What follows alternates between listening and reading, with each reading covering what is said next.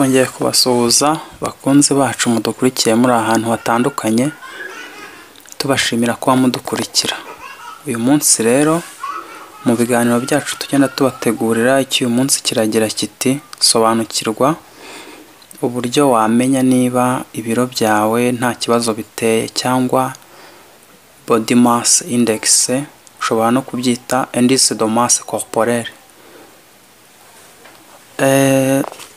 Dukomeza, mbere yuko dukomeza, abageze kuri iyi chaîne yacu bwa mbere turabibutsa gukora subscribe kugira ngo ibiganiro byacu tubategurira by'ubutaha bizajye bibageraho nta kibazo kandi ku gihe.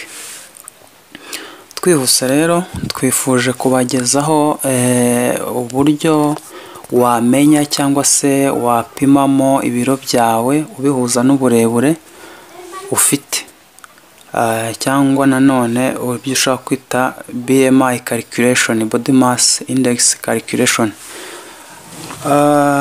Uburyo rero cyangwa formule ukoresha, ufata ibiro byawe muri kilogarama ukagabanya n'uburebure bwawe muri metero, ariko bwikube kabiri.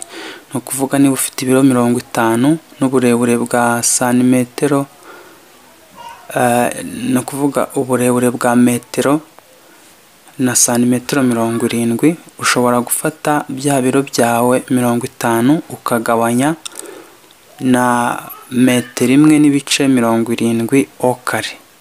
Icyo gihe ibipimo ushaka kubona nibyo ahangaha twise BMI cyangwa se indice de masse corporelle.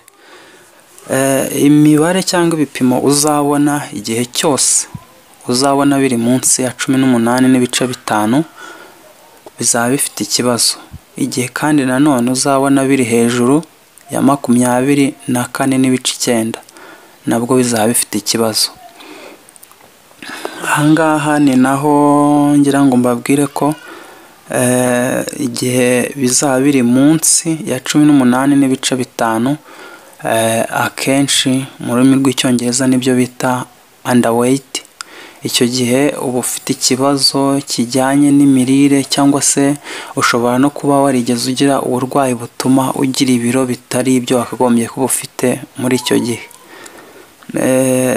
Ikindi, ibiro cyangwa se BMI uzabona iri hagati ya 18 n'ibice 5 kuzamuka ukagera kuri 24 n'ibice 9, iyo izaba ariyo yifuzwa nta kibazo, uzaba ufite ibiro bijyanye n'uburebure bwawe, cyangwa se BMI iri normal. Hanyuma hejuru ya 25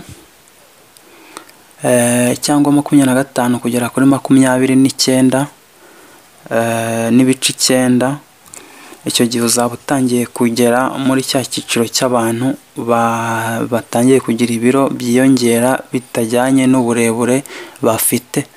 Ni ukuvuga bitangiye kujya mu murongo utari mwiza, ni ukuvuga mu rurimi rw'icyongereza overweight. Noneho hejuru ya BMI ingana na 30 uzaba utangiye kugira ibyo bita obese rero ahangaha uba ushaka kugira risike zo kuba warwara ibibazo by'indwara z'umutima, ukagira uburwayi bw'indwara y'umutima cyangwa se Diabete n'izindi.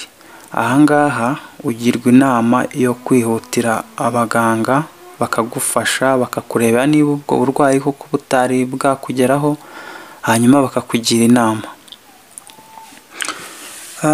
Ikindi twababwira ni uko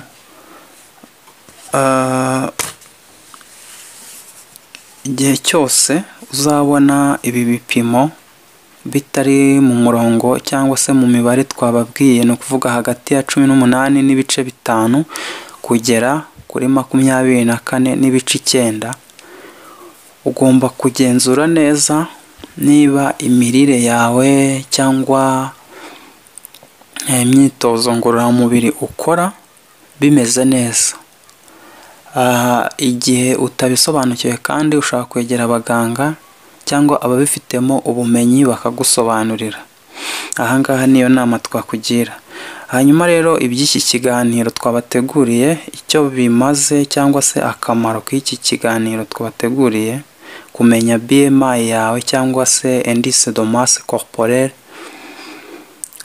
twababwira ko bigufasha kumenya ubuzima bwawe aho buhagaze cyangwa se aho bugeze mu bijyanye n'umubyibuho cyangwa se mu bijyanye no kunanuka, hanyuma ugaheraho ugira ingamba wafata.